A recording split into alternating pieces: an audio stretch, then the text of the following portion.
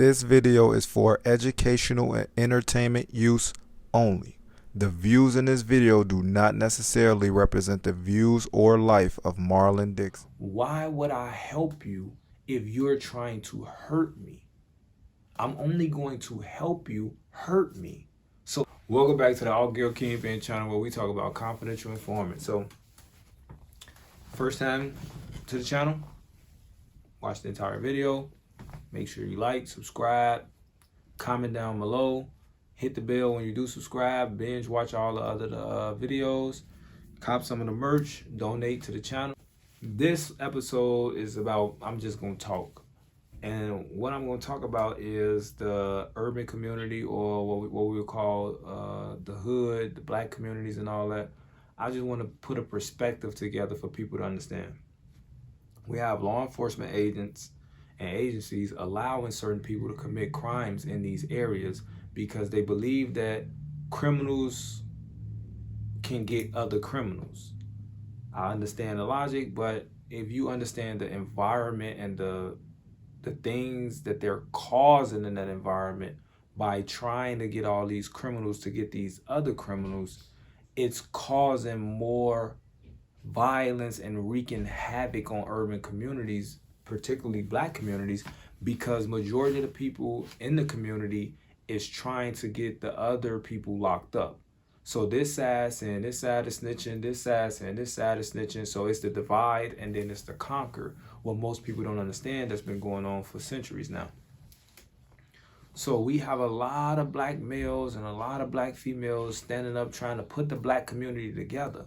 But because we have so many confidential informants that people don't know who they are, because confidential informants are not just college students, high schoolers, and drug addicts and all that. We have people in high places that have professional degrees and work in a professional setting that also are confidential informants. They just don't look the part. So when we're trying to put the black community together, how can we really put the black community together with all this stuff going on? Let's be realistic about the situation. And me being realistic about the situation, I really believe that we will have to try extremely hard, because there is going to be no way that we're going to put the black community together without future informants being in there, or past informants, or current informants being a part of that society. Now, they're black. Should we love them? Yes. They're human. Should we love them? Yes. They're trying to lock everybody up that's trying to help them. Should we help them? No, like that's the disconnect. When a person is trying to actually do something for you, yet you're trying to hurt them. And I tell people in my real life this all the time. Why would I help you if you're trying to hurt me? I'm only going to help you hurt me. I'm hurting myself by helping you. And that's when the psychology comes in, where a person tries to make you think that you're being a bad person by not helping them hurt you. Although you clearly see all the signs that they're going to try to hurt you, they still say that you're a bad person because you're not helping them. That's the psychology of a confidential informant. They're narcissists. Not only are they narcissists, a lot of them have bipolar disorder. A lot of them have borderline personality disorder. Like, they have a lot of disorders because of these things that they're doing. And they don't understand that it's affecting their health, it's affecting their relationships, it's affecting their family, it's affecting their entire being, but they don't understand it. So it's like, what can we do when we're trying to put the community together, but a large portion of the community is trying to harm the community?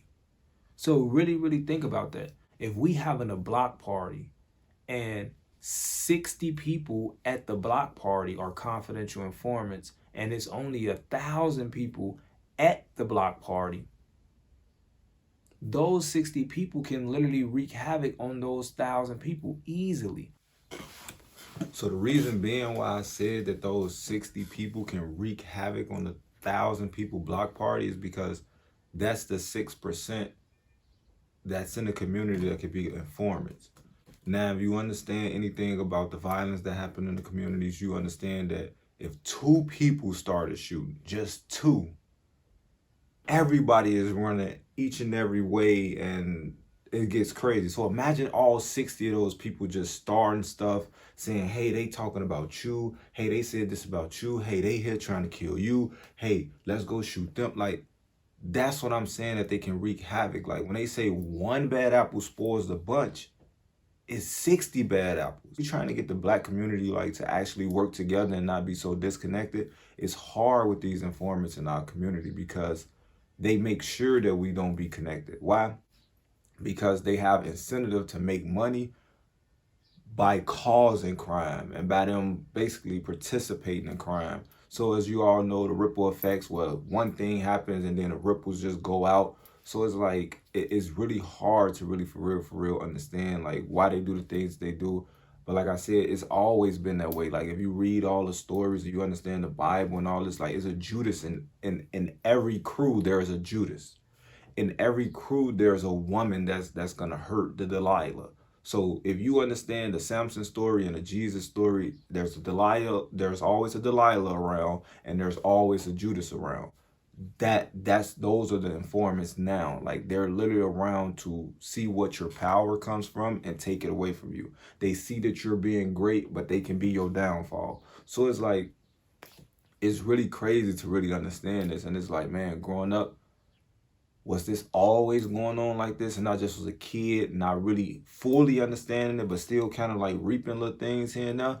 So it's like, man, it's really crazy. Like, but that's just how it is in the community. Like, it's sad, but what can we really do? Like, if we oust all the informants to where there was a list that they showed us all the informants, I guarantee you a lot of us would be shocked at some names that's on there. I can guarantee you that. So it's like, are these people really trying to help the community? Or can we use them to help the community? I mean, if law enforcement is using them and abusing them, can we use and abuse them to help the community? So this is the psychology behind a lot of this shit. Like, because it be wrong and it can be right sometimes, just depending on your perspective of how you look at it. So we really want to put the community together, and it's like we greater in numbers. Do we accept the informants and we just use them as the help? Because if you understand that with the Fred Hampton movie, the informant that ended up setting him up, he helped to paint, he helped to build, he helped to do all this great stuff, but in the end, he helped to get his life taken. So do we use them to help us to build, but then we cut them off at a certain point to make sure that none get, like, it's really a real thought process that we have to go to really for real try to get the black community back connected. Because if you understand anything about history, when we were under more dire circumstances, we was real connected with each other. With the slavery, with the Jim Crows, with the segregation, with all that stuff, we was connected with each other. Once integration happened and once the welfare state happened, we have been becoming more and more disconnected as the years and the decades go. So that's all I got to say for this video. Like, share, subscribe, comment down below. Make sure you guys hit the bell when you subscribe.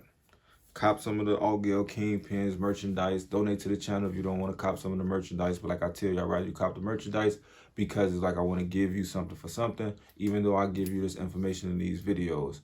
I just want to, the last thing that I want to say is they are human beings and we should not harm them. The best thing that we can do is just not talk to them, because everybody cannot take solitary confinement. I did research in solitary confinement and it doesn't help. So we're not solitary confining them because they did a crime. We're solitary confining them away from us as the group because of the way that they're trying to hurt our environment. So they're not psychologically where we as human beings, we need to be around people. We need to be around people. So when we're not being around them, maybe they can turn their light bulbs on that, hey man, I need to stop doing the stuff that I need to do and really for real be there for my community. So that's all I gotta say. See you guys on the next video.